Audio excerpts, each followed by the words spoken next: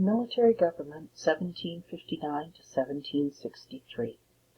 Although the 7 Years' War in North America ended when Montreal surrendered in 1760, the war raged elsewhere for 3 more years. Britain made few changes in New France until a peace treaty was signed, because captured colonies were often returned at the peace conference.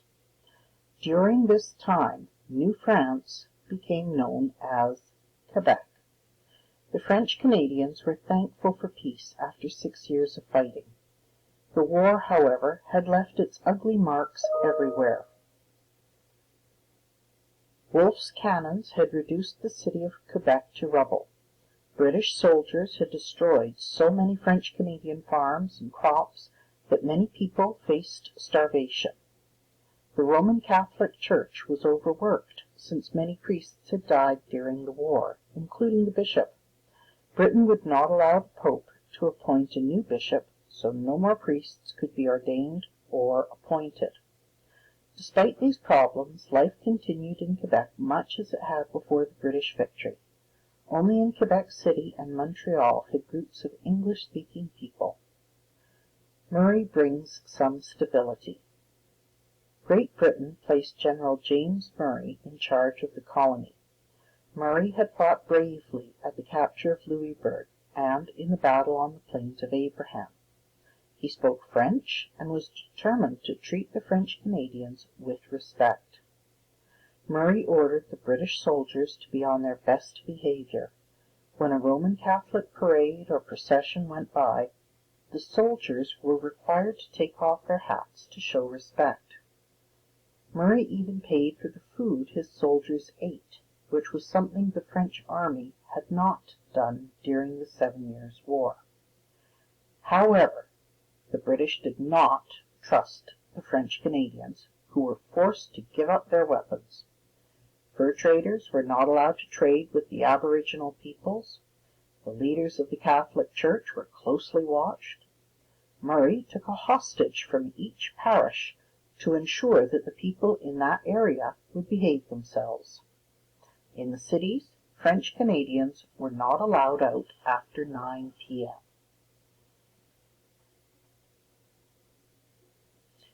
A new administration. Following the Treaty of Paris in 1763, Britain began to set up an administration in Canada. One of the first steps in setting up colonial government was the Royal Proclamation of 1763, issued by King George III. The Royal Proclamation reserved a large part of North America for the Aboriginal peoples. Because the proclamation acknowledged that Aboriginal peoples had a right to their traditional territories and made it illegal for anyone but a representative of the king to make land deals, the Aboriginal peoples now argue that it should be the basis for treaties in Canada. The proclamation rewarded Britain's Aboriginal allies and protected their territories from settlers. Britain hoped it would prevent uprisings like Pontiac's Rebellion.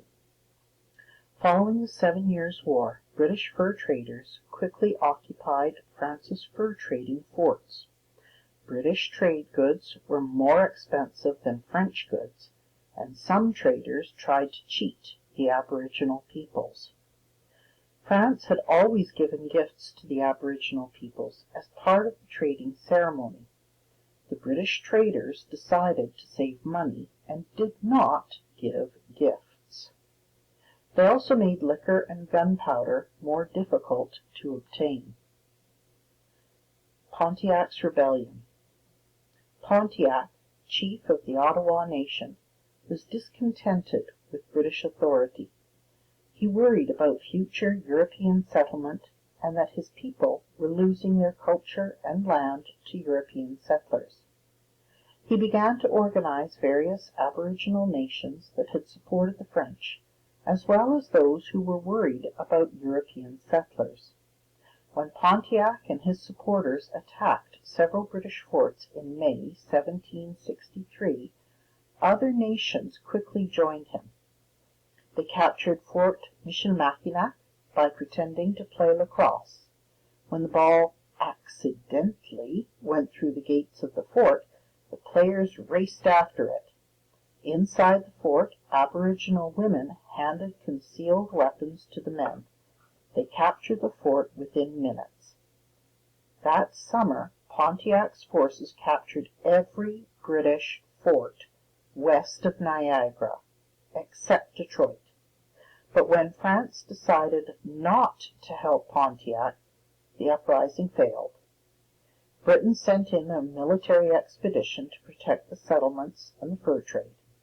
The British offered the Aboriginal peoples exclusive land rights. Tired of fighting and anxious to prepare for the winter, the Aboriginal peoples signed a series of peace treaties in July 1765. Pontiac angered many Aboriginal peoples when he agreed to peace. His own village refused to let him live there. Other Aboriginal peoples believed that Pontiac had received too much attention. In 1769, an assassin killed Pontiac as he was leaving a British store. Attempts at assimilation. Following the peace treaty of 1763, the British gave the French Canadians 18 months to choose between becoming British subjects or leaving the colony. Although about 2,000 people returned to France, 70,000 French Canadians remained. Britain had to decide what to do with the remaining colonists. It had several options from which to choose. Number 1. Deportation. Ship the French Canadians back to France or some other colony. Number 2. Status quo. Allow the French Canadians to live as they wished. Number 3. Assimilation. Refuse to allow the French Canadians to keep their language, religion, laws, and customs. Use the schools to teach English customs. Or, number 4, compromise. Keep some French laws and customs and adopt some English laws, especially the British system of government. Although there were only a few dozen English settlers and merchants living in Quebec, Britain decided to assimilate the French Canadians. It reserved land for Protestant schools so the French Canadians may by degrees be encouraged to embrace the Protestant religion and have their children brought up in British Protestant principles. However, French Canadians were allowed to practice their own religion. They were also permitted to speak French, which was not considered a problem, since all well-educated people in Europe were expected to learn French. Britain tried to make Quebec more like its other colonies in North America, with English laws and institutions. British people were encouraged to come to Quebec. The English method of land ownership was to replace the seigneurial system, which, however, was not abolished until 1854. James Murray, the new governor, was told to call an election as soon as the colony was ready for an elected government. Murray tries compromise. According to British laws, Roman Catholics were not allowed to be judges or lawyers, vote, run for election, or sit on juries. This meant that the French Canadians would not be allowed to participate in the legal system or be members of the Quebec government.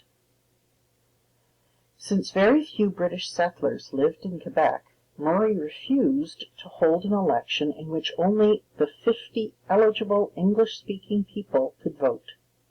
Instead, Murray chose a few important people, including French Canadians, to help him make laws. Since there were only a few qualified English judges, Murray allowed Roman Catholics to be judges, lawyers, and jurors. He also created separate French courts that used French civil laws for cases about property rights and debts. This was an unhappy time for Murray. His wife did not like Quebec and returned to England. He was often caught in the middle between people who wanted to assimilate the French Canadians and those who did not. When Governor Murray sided with the French Canadians, the British merchants spread lies about him in Britain. Murray returned to England in 1766 to stand trial. He was acquitted, but never returned to Quebec. In 1768, Sir Guy Carleton replaced Murray as governor. Carleton takes control. The new governor was aware of all the complaints against Murray. He was determined to show he could control the colony. Carleton was a clever, ambitious man who wanted to make a reputation for himself. Shortly after his arrival, he fired some of the council members who favored the French. The British merchants rejoiced. However, Carleton soon came to side with the French, in part because he admired their way of life. He continued Murray's legal policies, and, like Murray, he refused to call an election. His reasons were best explained in his famous statement: "Barring a catastrophe shocking to think of, this country must to the end of time be peopled by the Canadian race, who already have taken such firm root that any new stock transplanted will be totally hid amongst them." However, few people were satisfied. The legal system was a confusing mixture of French and English laws and customs. The British merchants demanded an elected government. The French Canadians were worried about the survival of their culture.